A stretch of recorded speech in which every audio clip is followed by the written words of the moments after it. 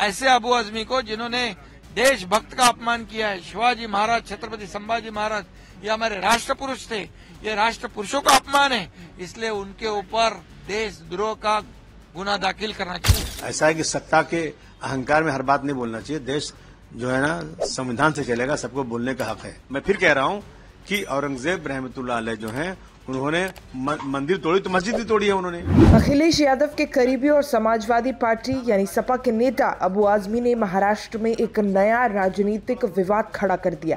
उन्होंने कहा कि वो 17वीं सदी के मुगल बादशाह औरंगजेब को क्रूर, अत्याचारी या असहिष्णु शासक नहीं मानते। उन्होंने कहा कि इन दिनों फिल्मों के जरिए मुगल बादशाह की विकृत छवि बनाई जा रही है। उनकी इस टिप्पणी पर महाराष्ट्र के उप मुख्यमंत्री एकनाथ शिंदे भड़क गए। उन्होंने तीखी प्रतिक्रिया व्यक्त करते हुए अबू आजमी को देशद्रोही तक करार दिया है और सपा नेता से उनकी टिप्पणी के लिए माफी मांगने की मांग की है। शिंदे इतने पर नहीं रुके। उन्होंने कहा कि ऐसी बयानबाजी के लिए अबू आजमी पर देशद्रोह का मुकदमा चलाया जाना चाहिए। शिंदे ने यह भी कहा कि जिसने देशभक्त संभाजी को मारा, उस औरंगजेब को अच्छा शासक बताकर अबू आजमी ने बड़ा पाप किया है। शिंदे ने कहा कि औरंगजेब ने छत्रपति संभाजी महाराज को 40 दिनों तक प्रताड़ित किया था। बावजूद इसके सपा नेता उस क्रूर शासक को अच्छा कह रहे हैं। शिंदे ने संवाददाताओं से बातचीत में कहा उनका बयान गलत है और इसकी निंदा की जानी चाहिए। औरंगजेब ने छत्रपति संभाजी महाराज को 40 दिनों तक प्रताड़ित किया था। ऐसे व्यक्ति को अच्छा कहना सबसे बड़ा पाप है और इसलिए अबू आजमी को माफी मांगनी चाहिए। हमारे सीएम ने इस मामले को गंभीरता से लिया है। उन पर देशद्रोह का आरोप लगाया जाना चाहिए। उनका बयान बहुत ही गलत है और निंदाजनक है। जिन्होंने जो औरंगजेब ने छत्रपति संभाजी महाराज को 40 दिन इनका हलाल किया है, अत्याचार किया है, उनके नाखून निकाले, आंख निकाले, चमड़ी उधेड़ दी, जीभ जुबान काट दी, ऐसे औरंगजेब को अच्छा कहना ये तो महापाप है। और इसलिए ये अबू आजमी इन्होंने माफी मांगनी चाहिए। या हमारे मुख्यमंत्री उन्होंने भी बहुत ही गंभीरता से उनकी बात को लिया है और निश्चित रूप से ऐसे अबू आजमी को जिन्होंने देशभक्त का अपमान किया है। शिवाजी महाराज, छत्रपति संभाजी महाराज ये हमारे राष्ट्र पुरुष थे, ये राष्ट्र पुरुषों का अपमान है, इसलिए उनके ऊपर देशद्रोह का गुना दाखिल करना चाहिए।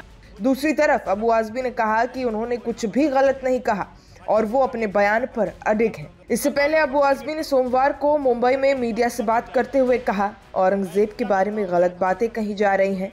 उसने हिंदुओं के लिए बहुत सारे मंदिर बनवाए। उसने अपने एक सैनिक को हाथियों से कुचलवा दिया था जब एक हिंदू पुजारी की बेटी से वो शादी करना चाहता था। अपनी कृतज्ञता के प्रतीक के रूप में उन्होंने मुसलमानों के लिए एक मस्जिद का निर्माण किया।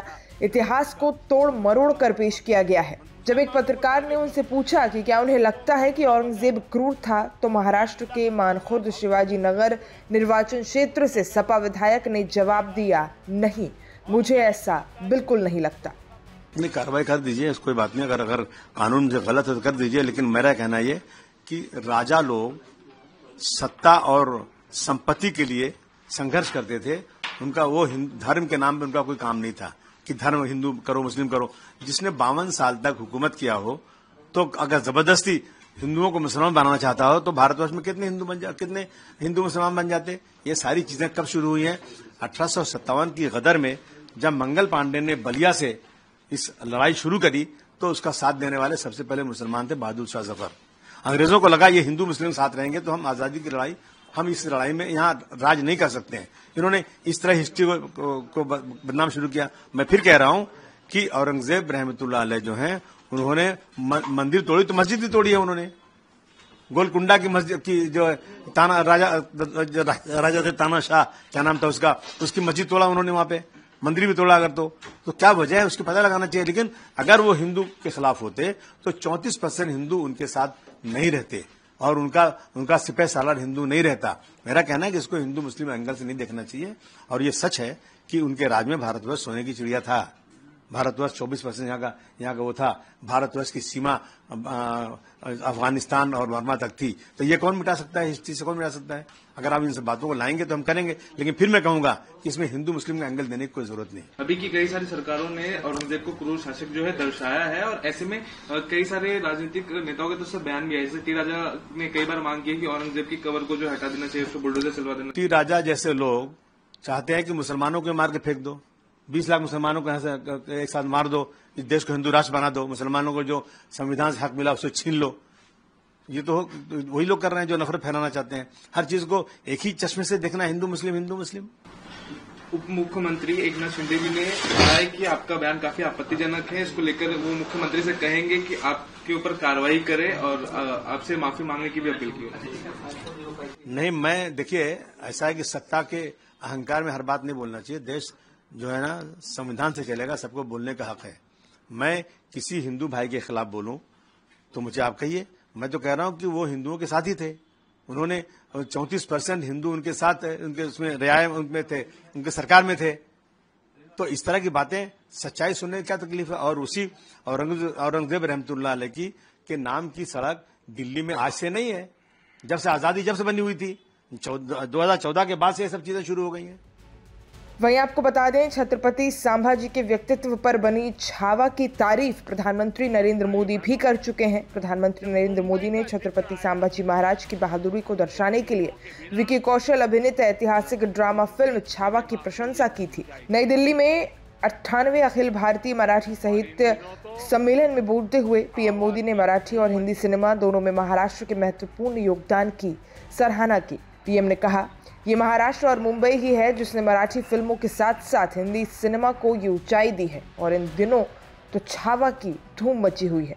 बता दें कि महाराष्ट्र और मुंबई ने मराठी फिल्मों के साथ साथ हिंदी सिनेमा को भी ऊंचा उठाया है, और छावा इन दिनों धूम मचा रही है। महाराष्ट्र ही नहीं बल्कि पूरे देश की आर्थिक राजधानी बनकर उभरी है। और भाइयों बहनों, जब मुंबई का जिक्र आया है तो फिल्मों के बिना न साहित्य की बात पूरी होगी और न मुंबई की।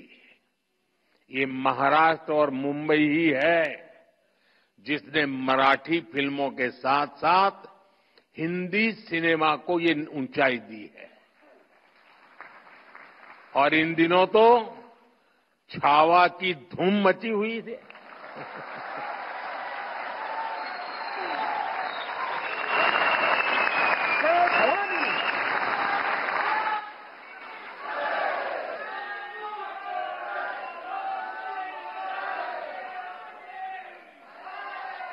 संभाजी महाराज के शौर्य से इस रूप में परिचय शिवाजी सावंत के मराठी उपन्यास ने ही कराया है।